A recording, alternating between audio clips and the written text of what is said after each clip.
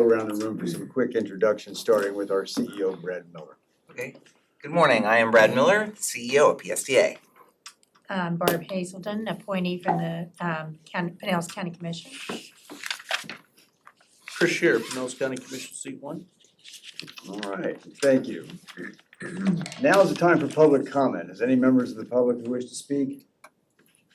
Seeing none, I'll close public comment. Action item number 1, or number 3 on our schedule. I need an approval for the May 14th minutes. Do I have a motion? I'll make a motion we approve. Thank you. Do I have a second? Second. Thank you. All in favor? Aye. Aye. Opposed? Motion passes. Now we're gonna have Jacob Labutka, our planning manager, is gonna walk us through the contract amendment for the ongoing study. Well, it's on the CRA mobility study contract amendment, my apologies. All right, And thank then you. Cheryl Stacks from the city of St. Pete is also gonna help, so you guys wanna come up? Jacob, good morning. Perfect, thank you, Chair, and good morning. Again, I'm Jacob Labutka, Planning Manager here at PSTA. As you just mentioned, joined with Cheryl Stacks from the City of St. Pete in case there are any additional questions that I'm unable to answer. So today, I'm here to bring an action item for a contract extension to the South St. Pete Mobility Study that we've been working jointly on with the City of St. Pete for approximately the last year and a half and so, looking at ways we can improve multimodal transportation options within the South St. Pete CRA, improvements to walking and biking and transit infrastructure throughout the area. So today, the action item is to recommend approval of a contract modification with HDR Engineering, that's our consultant on the project, to extend the contract end date through June 2026 and increase the not to exceed amount spending limit to $470,000 with money that is already budgeted and allocated towards the project, and to recommend approval of a participation agreement with the City of St. Petersburg for this project to reflect the changes in the HDR contract and to solidify their match to the state grant dollars being used for this project. So this project was born from several grant opportunities from the Florida Department of Transportation through their Commuter Assistance Grant Program and the Areas of Persistent Poverty Grant Program from the Federal Transit Administration. About 2 or so years ago, it was 2 years ago, the board approved the contract with HDR to look at, shown in blue, opportunities to improve multimodal transportation within the South St. Pete CRA with a particular focus on how street level improvements can improve access to transit. So whether that's filling in sidewalk gaps, looking at opportunities to improve bus stops, looking at other connections, improving the transfer experience between routes for pedestrians. So we've been working very closely with our partners at the city, doing outreach to communities throughout the South St. Pete CRA area, shown in blue, working closely with elected officials, neighborhood groups, community groups, as well as a very robust technical analysis to come up with a list of projects that we can advance to improve transportation options and mobility within the South St. Pete CRA. So we actually have, we had a meeting yesterday where our consultant team has developed a list of about 150 plus priority projects. They were kind of referred to as micro projects, which I love food metaphors, and they were referred to as just little donut holes that can be consumed to improve transportation options. I just stopped myself from putting donut holes on the screen, but figured that this might be better for today's presentation. So the next phase of this project, and which is what this funding will be allocated towards, will advance some of the projects on that list towards conceptual design and planning that will get it closer to implementing some of the improvements. So to be a little more specific on some of the projects, particularly those with a transit nexus that can improve the transit and pedestrian experience in the neighborhood, a few buckets of projects that we're going to be looking to advance with this funding. So we'll be looking at opportunities for transit improvements, whether that's installing shelters and lighting at high ridership bus stops within the area, particularly high ridership stops on corridors such as 18th Avenue South and MLK Junior Street South. Also looking at the transit access improvements between the Spark and connecting routes. As part of the CCBN, we'll have the Spark route that will go in between Grand Central and Edgar College that will provide premium service within that corridor. We also want to make sure we're facilitating easy connections between the local routes and that premium route and ensure that the pedestrian experience is good to the extent possible between those services. We're also looking at filling sidewalk gaps within the neighborhood, particularly from some of the neighborhood streets that don't have complete sidewalks that can help get people from the neighborhoods to some of those primary corridors such as 18th Avenue South and 22nd Avenue South. And in addition, looking at opportunities to either relocate bus stops or putting in crosswalks where appropriate to help facilitate connections from bus stops to area businesses and other destinations. An example that we discussed yesterday on the call shown on the screen here. So this is showing an aerial view of Tangerine Plaza on 18th Avenue South and 22nd Street South. So currently today, it's not completely filled with retail, but I know the city is working closely with the vendor community to find opportunities for mixed-use development in this area. That being said, we do still have ridership shown at the bus stops in green on this map. But I think, and a concern that we talked about on the call yesterday is, given that the bus stops are so close to each other here, you have some passengers who will dart across the street in this area rather than going to the crosswalk down the street. So looking at opportunities like this to where maybe we could put in a mid-block crosswalk to improve the pedestrian experience and decrease walking times for those who are using transit in this area. So these are just a few examples of some of the many multimodal projects that are on the priority list that have been developed for this project. So to speak a little bit about the project funding that's being used for this, so we're about through the federal grant for the Areas of Persistent Poverty grant, but we have $70,000 remaining in the FDOT Commuter Assistance Program budget that can be used for this project, and it can only be used for this project specifically, since that's what the scope of the grant was written for. So from that budget, there's $35,000 remaining from the Florida Department of Transportation, and matches that were already identified, $17,500 from PSDA and $17,500 from the city of St. Pete. And so related to this and why we're here today, there are two agreements that we need to modify to advance this project and utilize the remainder of these funds. So we have the contract with HDR that expires at the end of this month, that we're looking to expand out for another year and increase the spending cap so we can utilize the rest of our grant dollars, as well as modify our participation agreement with the city of St. Pete to reflect the contract changes with HDR. And so once again, the action item today is to recommend approval of the contract modification with HDR to extend the contract date through June of next year and increase the not to exceed amount to $470,000 to utilize the grant funds, and to recommend approval of the modification of the participation agreement with the city of St. Pete to reflect the contract changes to the HDR contract.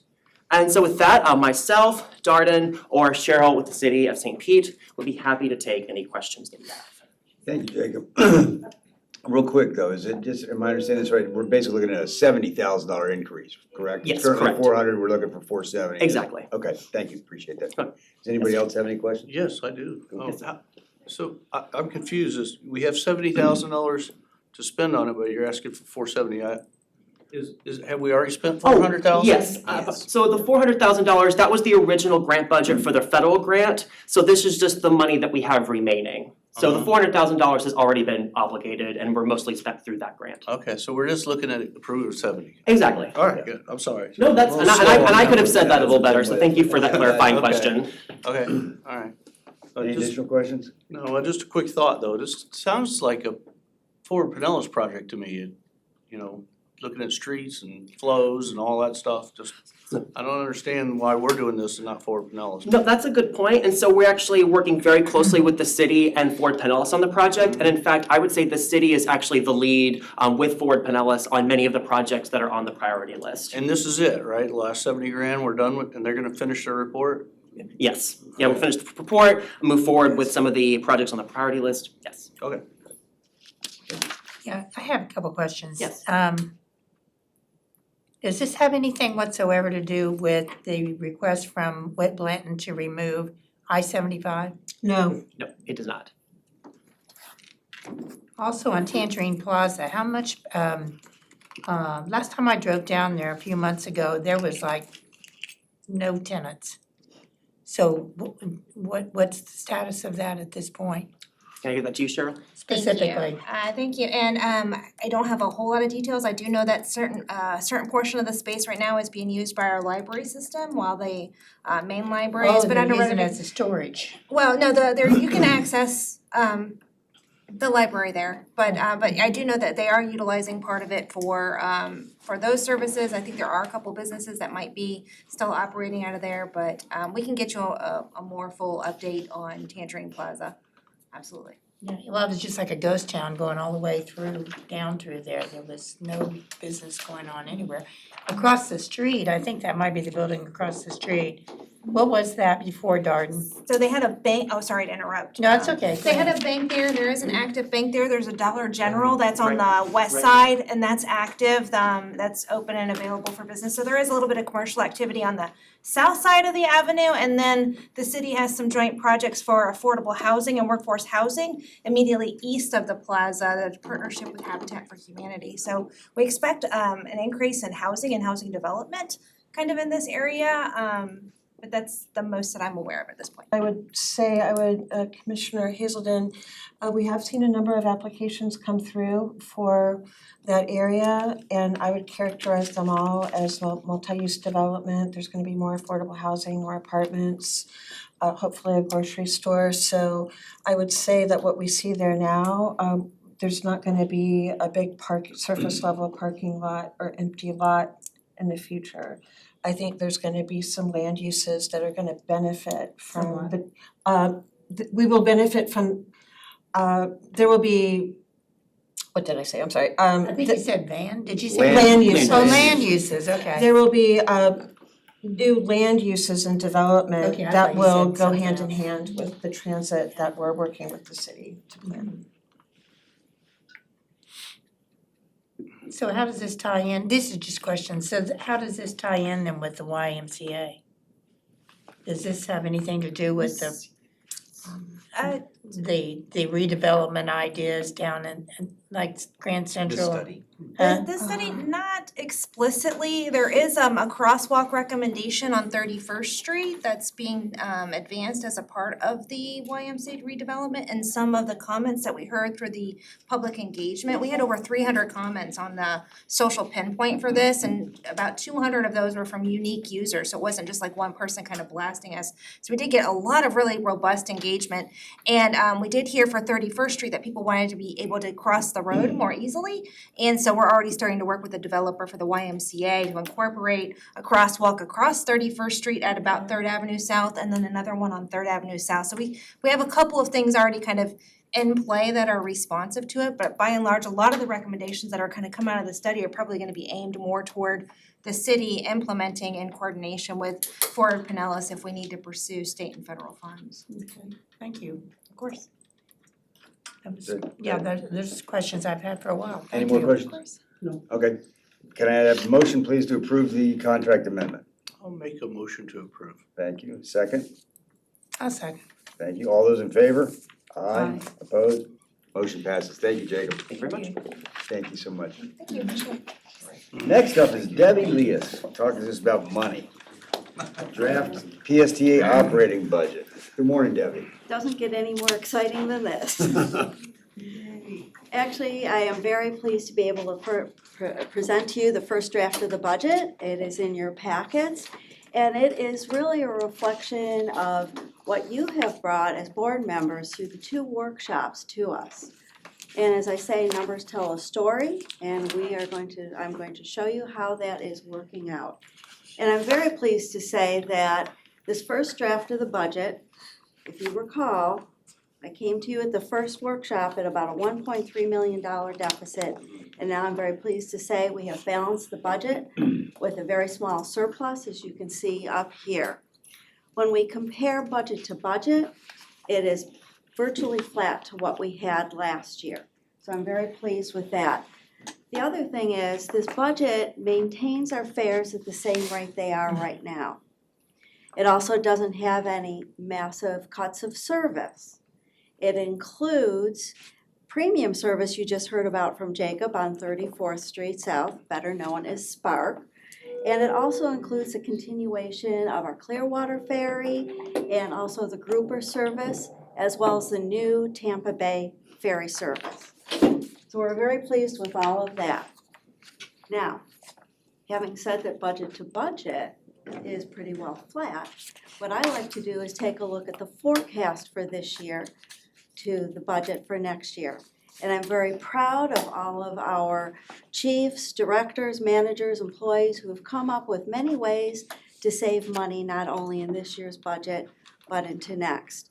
We look at every single line item, including the large line items that may have the biggest impact. I've listed the top 3 areas on here on the large items that make up the difference between the forecast for next year, or this year to the forecast for next year. Salaries, it represents about 40% of our budget, and we're towing the line and containing that at 3%. So that is extremely healthy for us to do. However, not only did we look at the big line items, we've looked at every little line item. Brad has come back and limited what we can do as far as travel for training. We have come up with innovative ideas. Bonnie Epstein, who is our Director of Mobility, came up with an idea to be able to batch all the credit card transactions instead of daily on a weekly basis. That has already saved us over $100,000. So small changes can have a huge impact on the bottom line of our budget. So what I want to do is take a look at the top priorities that came out of this workshop, the 2 workshops. This is what you all have come up with in an order of priority. And I'm going to go through each one of these areas and show you how the budget supports that, because truly the budget is a reflection of your strategic vision. Now, top of the list, of course, is cost effectiveness. That is something that PSTA excels at and we continue to work on a daily basis. We compare ourselves to the American Bus Benchmarking Group, and we are one of the most cost-effective transit agencies in the country. Now, Heart Across the Bay is not a member of that group, so I took a look at their first draft of the budget. They are running Saturday service all week. We are running our full service, and yet their budget is about $1.7 million more than ours. That just compares on a local level how much more efficient that we are. So let's take a look at a couple of the major cost-saving areas for next year. One is in the maintenance area. By having a diversified or mixed fleet of vehicles, with our hybrids and our electrics, we are able to save about $1.7 million out of the budget next year on diesel fuel. We're able to save on our parts and our fluids that we use. The other area that you just recently approved, I think a month or 2 ago, is for our non-revenue vehicles. These were the enterprise sedans that you approved. We've taken $150,000 out of the maintenance budget for our sedans. So those are just a couple ideas that we've had that we've embedded into the budget because cost effectiveness is important. Second on your list of priorities was regionalism and being able to basically work off of that. So we're not only continuing the Clearwater Ferry, we're taking a look, as you well know, for the Tampa Ferry. And with that, we will not only be able to save costs for the partnerships, et cetera. What we do on a regional level will bring more money to PSTA through the ridership and the miles, et cetera. And we will be able to get more money not only to the region, but to PSTA. Let's talk about a couple other key highlights in the budget. We have the Community Connected Bus Network, the CCBN. And what I'm very proud to say is it doesn't reflect any changes in our budget related to it. It's cost neutral. But we've been able to have our premium service with the 34th Street South that is connecting from Grand Central to Eckerd College, and also the very fast developing Skyway Marina District. Now, one of the areas that you had us really look into is the areas for revenue that is non-tax related. So That's one of the things we looked at. We had a lot of discussions at the various tables about the UPass program and our partnerships. So we want to really focus in on growing the partnerships, looking at the current partnerships we have, and can we renegotiate anything to increase our revenues? Now, we are going to use technology to find a way to ensure that we get all the revenue from our riders that we should be getting. So there are some groups like the veterans, like the TD passes, that I think we can find a way to increase our revenue collection from those groups. Now, PSTA, cost effective. I think I've said that a few times during the conversation. The revenue side, we are increasing our fare revenues by $1.2 million. We're getting more ridership, more revenue with all the services that we are offering, including the new ferry service. So this is a non-tax revenue that we are increasing. However, where we are today in our fare box recovery, and let me explain what that is. That's taking our revenues in from our passengers and comparing it to the costs, is still lower than it was pre-pandemic. So we're at about a 9.5, 9.6 fare box recovery. Pre-pandemic, it was around 12.5%. So one of the things we're going to be doing next month is coming back to you and taking a look on the strategic level, how we can develop goals to support those strategic ideas of increasing our non-tax revenues. So we'll be looking at fare box recovery percentages next month. I have two areas that I find challenging as I look forward in our budgets going forward. One is the COVID relief funds. PSDA, just like all the other transit agencies in the country, received COVID relief funds. We received about $98 million. It's used for operations. Some of the authorities, when they first got this money, spent it all at once. And then they didn't have anything to operate off of as the revenues were lagging from collecting from passengers in other areas. We here were very strategic in how we used our money, when we used our money. We basically spread it out over time. So right now I've got $5 million in the budget next year out of those COVID relief funds to help us balance the budget. We only have a couple years left of using this money, and we will have used it all up by then. And it goes towards the operator salaries. The other area is property taxes. On the property tax side, we're at 4%, which is better than what I thought it was going to be at 2%. Our Florida Government Finance Officers Association met with Mike Twitty just a few weeks ago to kind of get a flavor for what we see going forward.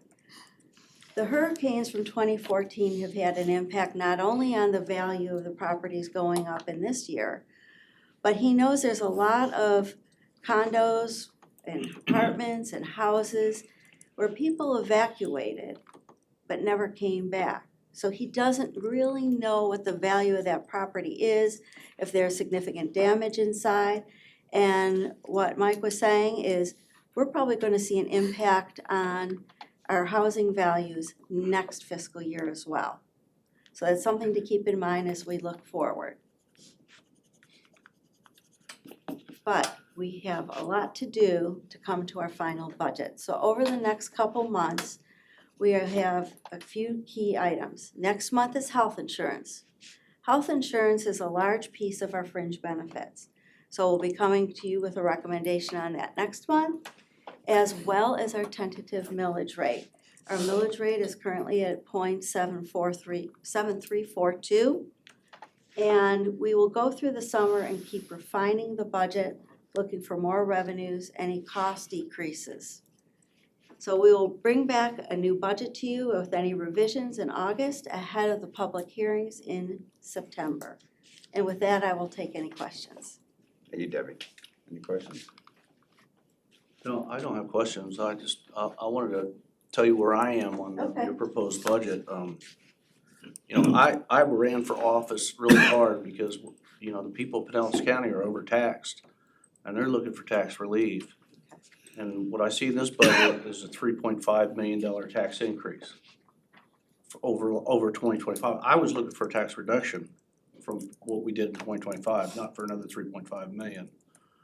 This is $86 million a year in property taxes is equivalent to a $7.2 million a month subsidy for this operation, which is crazy. Now, like I said, my taxpayers are looking for a tax reduction. And so I wanna work on getting the tax reduction. That's why I've been asking to work on this budget for a while. Now, I have been looking really hard at the numbers that I get provided. And it appears to me that our average fare is about 67 cents. And our average cost per fare is almost $11. That doesn't work so good. So to close a gap and to get to tax reductions, we need to increase revenues and we need to decrease costs. Now, that's your job. You know, I can give you suggestions if you want them. I got plenty of them. But I would like to see cost reductions. Maybe it's in the amount of routes you have, maybe it's in the gas, I don't know. You need to look into that. But we gotta get costs down and revenues up. On revenues, I suggested the other day, you know, maybe you should be paying your UPass people commissions to sell and get out there and sell to apartment complexes. We gotta get revenues up, we gotta get costs down. We gotta get to what I think we should be doing this year is a tax cut of $3 million. So, I mean, we got free buses, we got free real estate, we got free offices, we got everything we got here is paid for, we don't have any debt. I don't see why we can't do that. So I am not in favor of these numbers that I see at all, just so you know. Thank you. You're welcome. Appreciate your input. Anything else? No? Are we allowed to Couldn't make say a it better. recommendation? Huh? I Are we said allowed that. to make a recommendation? Well, yeah, I mean, that's what we're here for. Absolutely. Well, I'd like to make a recommendation to the board that we shoot for a $3 million decrease in property taxes over 2025 levels instead of a $3.5 million increase. Well, I'd like to add on to, I just want to throw this in. I could throw many things in, but I would like to throw this in because the presentation of the idea that I just feel like needs more delving into, which is showing the side of reduced diesel costs, when in fact, there's a lot of costs associated with switching over to electric fleet. And just touting the reduced diesel costs because the diesels are going away, when the cost of the diesel buses, and of course, I've said before that I don't care whether it's capital money or coming from the feds, it's all tax dollars. The government doesn't have any money. It's all our money, whether it's coming through federal money or coming through state money or local ad valorem, you know. So I think that we need to be good stewards of everything that we're doing. And with regards to the conversation about electric buses versus diesel, you know, we also have just talked about, agreed to put solar panels on. That cost should be factored in. We've also seen in this budget where the cost of electricity for PSTA building is going to be going up dramatically. That should be factored in. So there's, to just present the fact that there's lowering of diesel cost, diesel fuel, that's not the whole story. And so we're making decisions, to Chris's point, we're making decisions that are causing, for instance, the diesel buses at what, $500,000-$600,000 a piece versus the electric buses you told me were 1.1 million. And I think, Diesels are more. how much are they? They're probably 800,000 or 900,000. It's about $200,000 difference.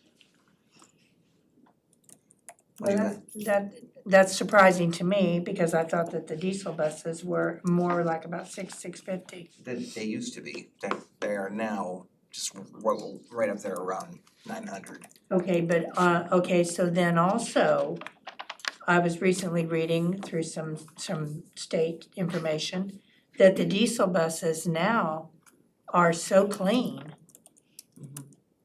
They're much better. So they're much better. So the premise for switching over to electric buses, which have increased greatly the cost of things, overall, is kind of gone away.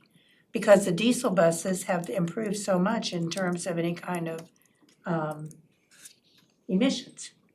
So I guess my point is that when you go delve into a lot of these different issues, for instance, in talking about having more ridership revenue, I wondered to myself when I read that, if the loss of ridership during the hurricanes drove the revenues down last year, and the projection of more ridership revenue this year is more a result of getting back to normal because of not having, to project the fact that there will be no hurricanes in 2026.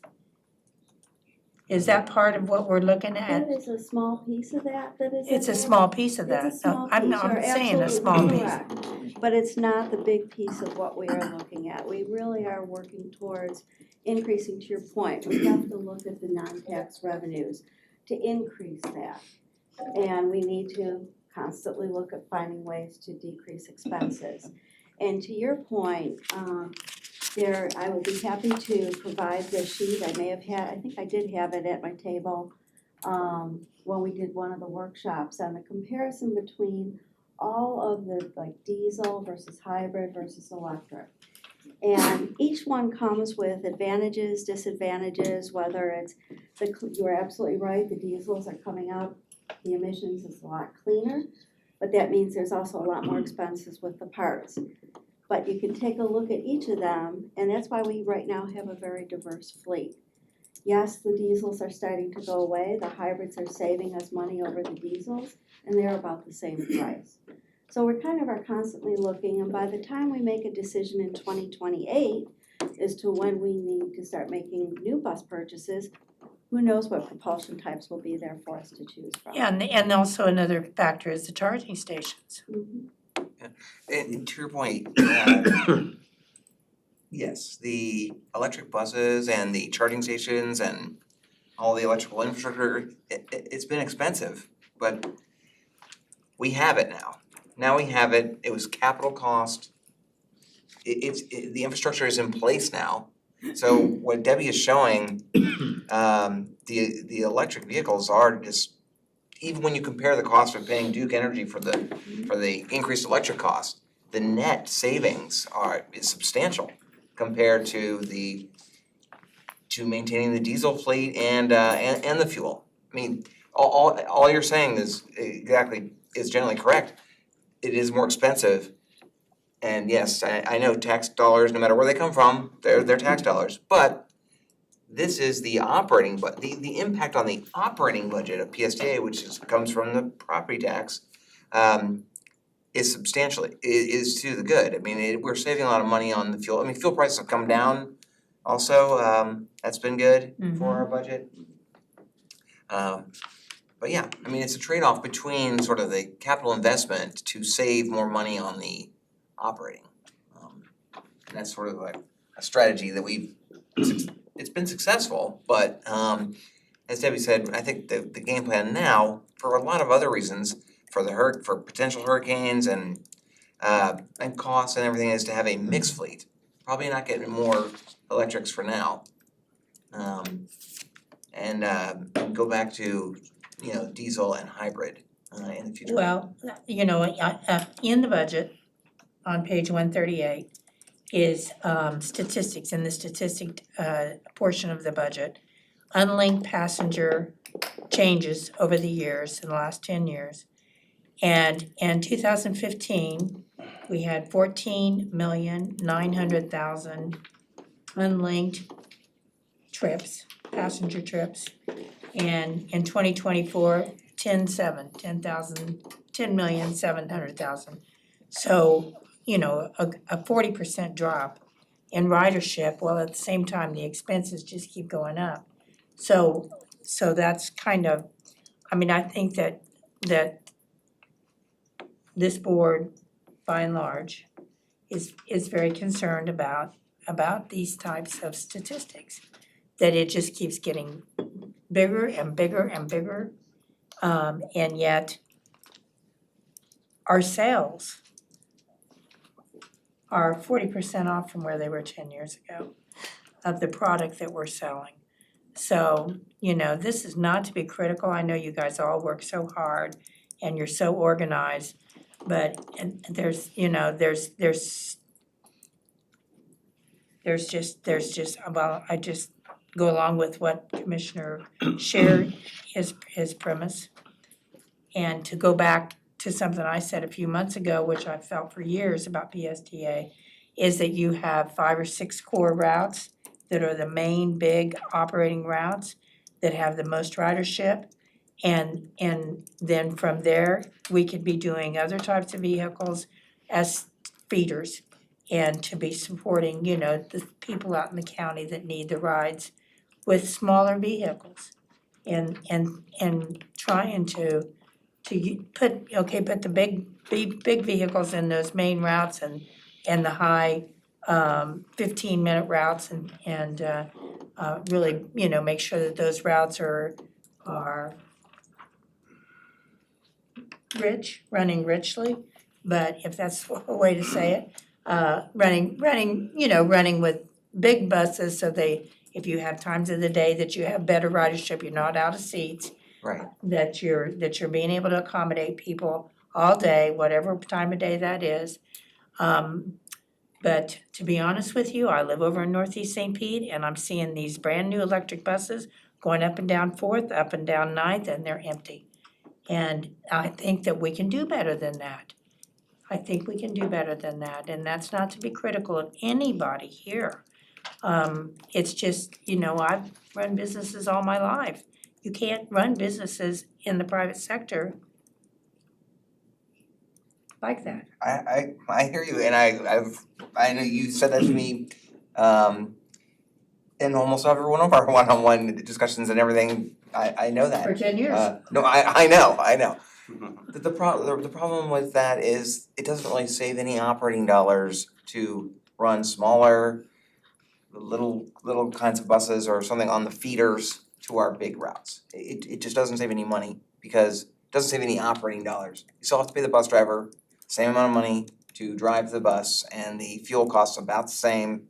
The operating costs are basically the same to run a small little bus as a big bus. And the small buses are much harder to maintain. They cost a ton of money in the maintenance to keep them going. They're just not built for, you know, our kind of heavy duty transit use. They're more like little. So Gillig doesn't offer some smaller buses at lesser price? They offer a 30-foot Gillig that I think we're gonna try to invest in. More of those. As opposed to 40? Yeah, as opposed to the 40. So that's a but smaller, less expensive. I mean, that It's would be. slightly less capital cost, but it's the same operating cost. Same budget impact to do that. And we are proposing, this connected community bus network that you approved, that we're gonna implement in the fall, is the biggest changes we've made in a very long time to cut unproductive parts of routes out of area where there's no ridership and move it to where we hope to have more riders, more revenue to implement. So the goal is to implement that in the fall with this budget. But your points are well taken, and yes, the ridership has dropped. That was unfortunately, 2014 was the highest ridership in the PSA's 40-year history. That was the peak. You know, if you look at the 40 years of PSA, where we are now at the 10 or 11 million rides is higher than the average year. Let but- me ask you too, that Chris said, I wish Max was here today. I'm sorry that Max isn't here today because he's good with numbers too. Yeah. But Chris referred to the cost of a ride as $11? Yes, well, $10 and 66 cents. I don't Yeah, know because that. I came up with about 15. No. But Well, yeah, it's probably. What, I was gonna just ask you what you think the cost of a ride, or what's your calculation? Or Debbie, what's your calculation I of, think, and we have to separate out when we're talking about it, and that's something I think that maybe we could do a better job of in our statistical section, is to take a look at it because our cost per ride as it relates to mobility on demand and paratransit is extremely high. You know, what is it, it's 50, $54? yeah. So compared to the bus, so I think what might be helpful in an analysis is to separate those two out so that we can look at, That would definitely- concentrate on the bus side. that would definitely- Well, y'all are the pros, so my thinking was we just make a recommendation on real estate taxes at an acceptable level, and then you all figure out what you need to make adjustments you need to make on routes, on frequency of routes, on, there's a lot of routes that are less than 3,000. I think we got 8 routes that have less than 3,000 riders per month. You guys can figure all that out, but my point is, I don't think we should be setting a millage rate that will exceed the gross real estate taxes of $79,500,000 this year. I think we should reduce what we're planning on taking from the people. Because I have a lot of people who voted for me in Oldsmar and Eastlake Woodlands, Tarpon Springs, who have never seen a bus, and they're paying $350 a month, or a year to pay for it. So, people who ask me to run for office are looking for tax. I'm not just doing this here at PSTA. I'm doing it at the county, I'm doing it for Pinellas. Everybody else is looking, hey, there's Rob.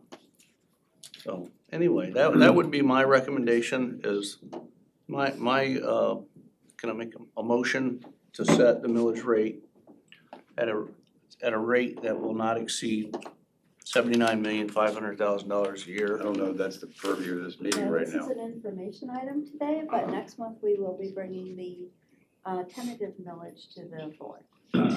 And to Commissioner Shearer's point, Darden and I were on a ride-along the other day, very informative ride-along. But I requested some statistics on the UPass, and unless I read it wrong, it seems like there's some room for revenue growth in that, on what we're charging. Yeah. I mean, I was like, whoa. And I think Commissioner Shearer made an excellent point. Get some people in the sales side of this thing, start marketing it, generate some revenue. Because I agree with everything that's being said here. We need to get away from the public trough, because it's not really free money, it's all of our money. Anything we can do to lower people's tax exposure is why I'm here.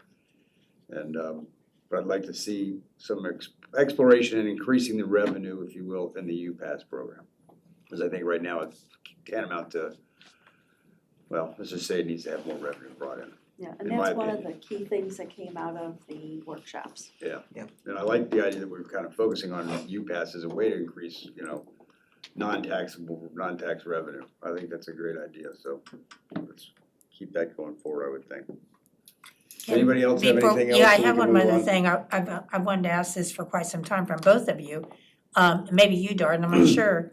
What is the formula for, that you prescribe to? What is the formula for determining the cost per ride?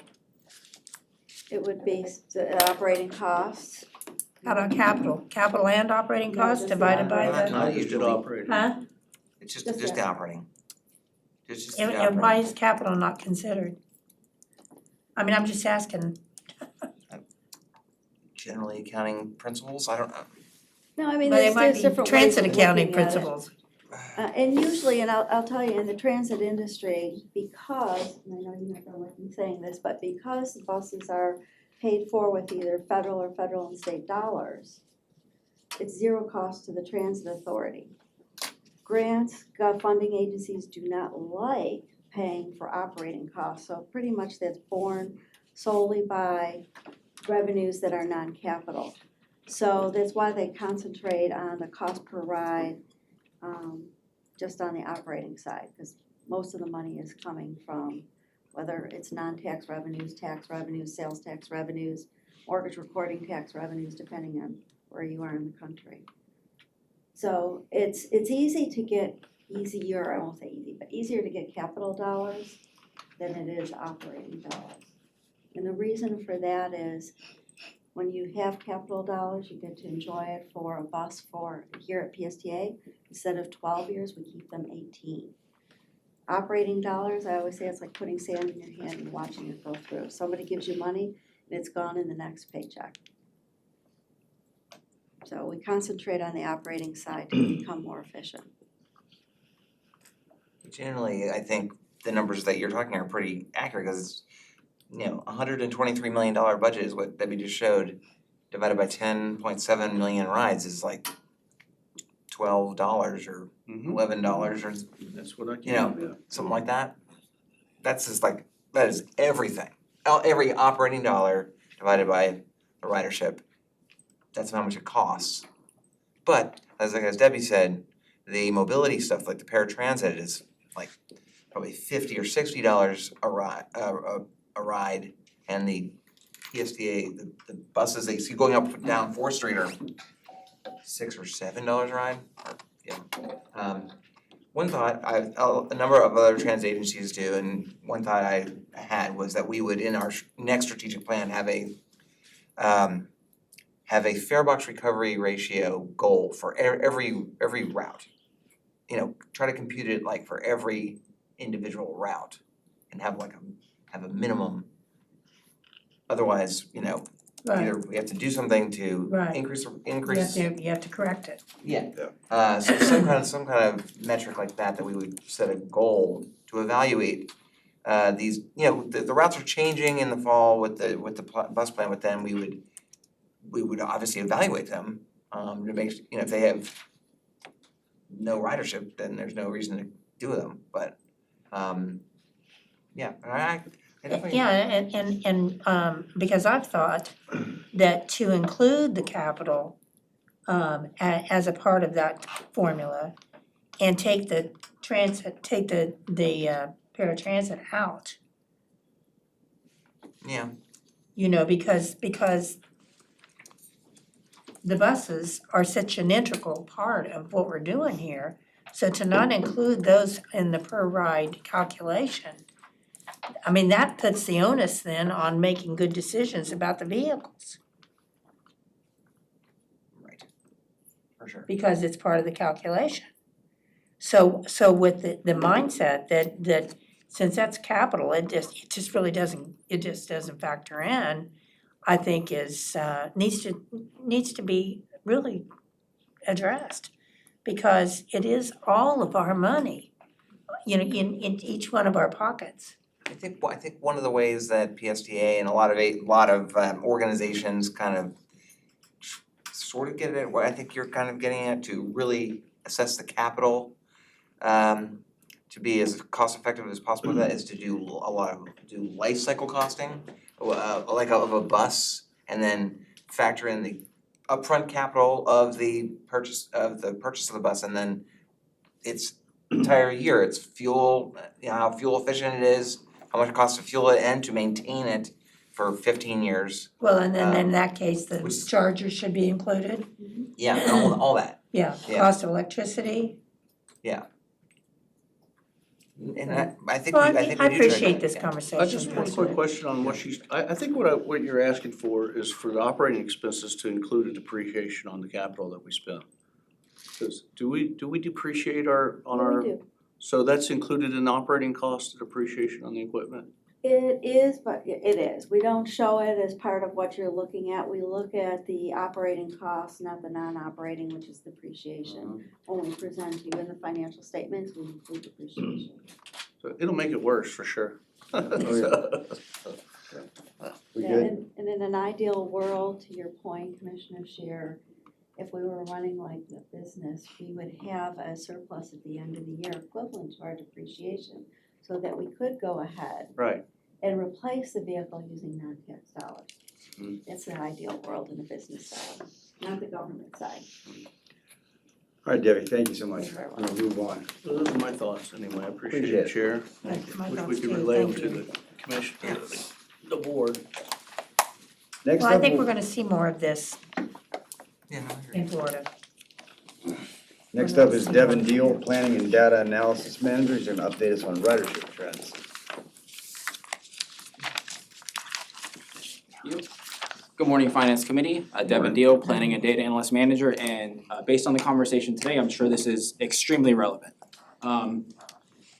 So for April fiscal year '25, we had our highest ridership since pre-COVID, since February 2020. We had 1,019,000 rides in April. Our previous high was 1,080,000 in February 2020. So our highest ridership since COVID. It's also only the second time we've crossed 1 million rides since COVID. The last time was March last year. There was also some discussion at the board workshop about how we count ridership, and I believe there was talk about using buttons to capture ridership. So I want to make sure that I'm gonna dive into a little bit on how we actually track our ridership. All of our buses are equipped with automated passenger counters. There is a overhead camera and then laser sensors down on the doors when you walk on the bus. It creates 2 laser planes that you have to cross as a rider when you're getting on the bus or off the bus. Based on the order you cross the planes, it determines whether you're getting on or off. Those APCs, some of the most advanced models have thermal cameras, so that way, say you're a rider pushing on a stroller and you got a big backpack on, it's not gonna count 3 people, it's 1 ride. The cameras are also AI capable. We're working with our APC vendor to track bikes coming on buses using AI, because that normally wouldn't be tracked, you'd only count a person. And these APCs are validated by the FTA every 3 years for all of our buses that PSTA runs. So the way we validate those is that our staff, myself, our scheduling team, the planning team, we go out and ride buses and you count who gets on and off at every single stop, every single time for a trip. We then send that data to our APC vendor, who pulls separate reports and sends this to a qualified statistician who writes us a report on how accurate our data is.